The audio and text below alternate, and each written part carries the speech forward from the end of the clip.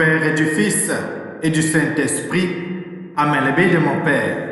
Bonjour. Bienvenue à cette nouvelle journée de méditation. Bienvenue à la rencontre avec l'Éternel des armées où nous sommes mercredi de la 4e semaine du temps ordinaire, année A. Et nous lisons les textes de l'année Père. Le bien de mon Père, aujourd'hui, nous avons aussi le visage de Sainte Agathe, vierge et martyre. Il faut dire qu'Agathe est une jeune Sicilienne qui mourut pour le Christ à Catane lors de la persécution de Dès à l'an 251 de notre temps. Ses concitoyens l'ont toujours invoquée avec confiance, spécialement lors des éruptions de l'Etna, et son culte s'est répandu aussi bien en Orient qu'en Occident. Nous voulons dire aussi bonne fête à ceux qui sont nés aujourd'hui et avoir une pensée pour ceux qui nous ont précédés dans la mort. Deux textes pour notre méditation ce matin. D'abord la lecture du deuxième livre de Samuel au chapitre 24, les versets 2 à 17.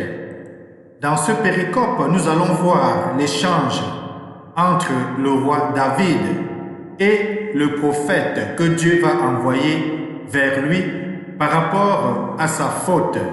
Ainsi, le prophète Gad va annoncer à David le choix qu'il doit opérer par rapport à ce que Dieu doit l'infliger. Bien sûr, roi toujours soucieux de son peuple, il va dire, voyant que le Seigneur frappe son peuple, que c'est moi qui ai péché, c'est moi qui suis coupable. Mais cela, le troupeau qu'ont-ils fait, comme pour défendre son peuple? Un exemple à suivre dans notre monde aujourd'hui, où nos chefs, nos responsables ne pensent à qu'eux, à leur petite famille, à leurs relations, amis et connaissances, et oublient le véritable peuple qu'ils doivent servir. C'est pour cela que le psaume 31 va nous dire, enlève Seigneur l'offense de ma faute. Oui, tournons-nous vers le Seigneur pour toujours solliciter sa miséricorde dans notre vie. Et l'évangile tiré de Saint Marc au chapitre 6, les versets 1 à 6, va venir également appuyer notre foi en Jésus-Christ.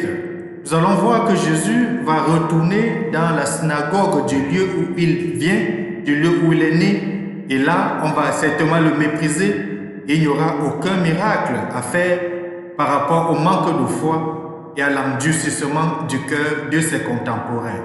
Apprêtons les différents textes bibliques, tournons nos sens à l'intérieur, à chacun et à chacune. Bienvenue. Toi qui habites parmi nous, ouvre le cœur de toute grâce, enseigne-nous la vérité, transforme-nous en ton image.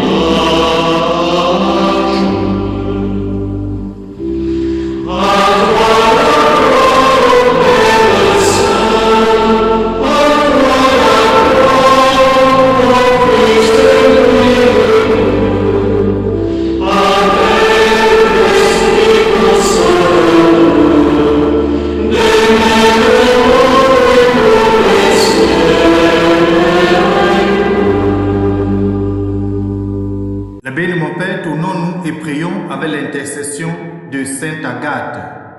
Que Sainte Agathe implore pour nous ton pardon, Seigneur, elle qui sut également te plaire par la consécration de sa virginité et par son courage dans le martyre. Nous t'avons prié par Jésus-Christ, ton Fils bien-aimé, lui qui est Dieu pour des siècles et des siècles. Amen. Nous pouvons donc à présent, le bien de mon Père, lire le deuxième livre de Samuel au chapitre 24, les versets 2 à 17. Ensuite, méditer le psaume 31 et nous allons écouter l'évangile de Saint Marc qui sera proclamé. Bonne méditation.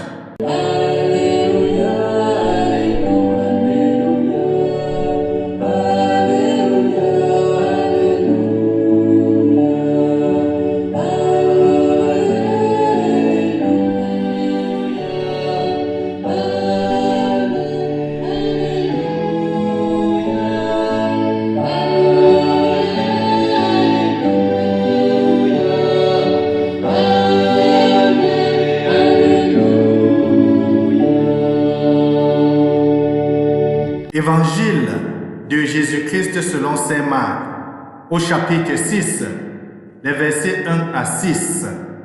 En ce temps-là, Jésus se rendit dans son lieu d'origine et ses disciples le suivirent. Le jour du sabbat, il se mit à enseigner dans la synagogue. De nombreux auditeurs, frappés d'étonnement, disaient: d'où cela lui vient-il? Quelle est cette sagesse qui lui a été donnée et ces grands miracles qui se réalisent par ses mains? N'est-il pas le charpentier, le fils de Marie et le frère de Jacques, de José, de Jude et de Simon? Ses sœurs ne sont-elles pas ici chez nous? Et ils étaient profondément choqués à son sujet. Jésus leur disait: un prophète n'est méprisé que dans son pays, sa parenté et sa maison. Et là, il ne pouvait accomplir aucun miracle. Il guérit seulement quelques malades en leur imposant les mains. Et il s'étonna de leur manque de foi. Alors Jésus parcourait les villages d'alentour en enseignant. Acclamons la parole de Dieu. Louange à toi, Seigneur Jésus-Christ. Un prophète n'est méprisé que dans son pays. Eh bien, mon Père, c'est une phrase que Jésus nous donne ce matin dans cet évangile que nous venons de proclamer. L'évangile d'aujourd'hui que nous avons écouté nous dit que Jésus ne peut pleinement agir dans nos vies que si nous le faisons bon accueil. Oui, les bénis de mon Père, la foi nous donne la capacité de le voir à l'œuvre tout près de nous et surtout d'assister à tous ces miracles. J'ai l'habitude de dire que le fait que nous écoutons la méditation chaque matin, que nous avons vu le soleil, que le Seigneur a veillé sur nous dans la nuit, est le plus grand des miracles que l'on peut voir. Que l'on peut voir dans notre propre vie, que l'on peut voir autour de nous. Et nous voyons Jésus étant de retour dans la synagogue de son enfance, de son adolescence, où tous les jours, Jésus venait certainement avec son père Joseph, aussi sa mère Marie, pour chanter les psaumes, pour prier l'Éternel des armées. Oui, les psaumes que nous avons aujourd'hui a été chanté par Jésus-Christ. Et nous pouvons dire: béni soit-il parmi ses frères, ses proches et surtout ses voisins. Mais comme les bénis de mon Père nous le savons, il est difficile de reconnaître la valeur de ceux et de celles qui nous sont proches. Il est difficile de reconnaître la valeur des gens de notre propre maisonnée, comme il est difficile d'accepter, de reconnaître que nous avons été aveugles, que notre regard était voilé, que nous sommes la plupart du temps incapables de reconnaître Dieu, de reconnaître notre Créateur lorsqu'il vient à nous, surtout par un homme, surtout par un messager de Dieu, surtout par un baptisé.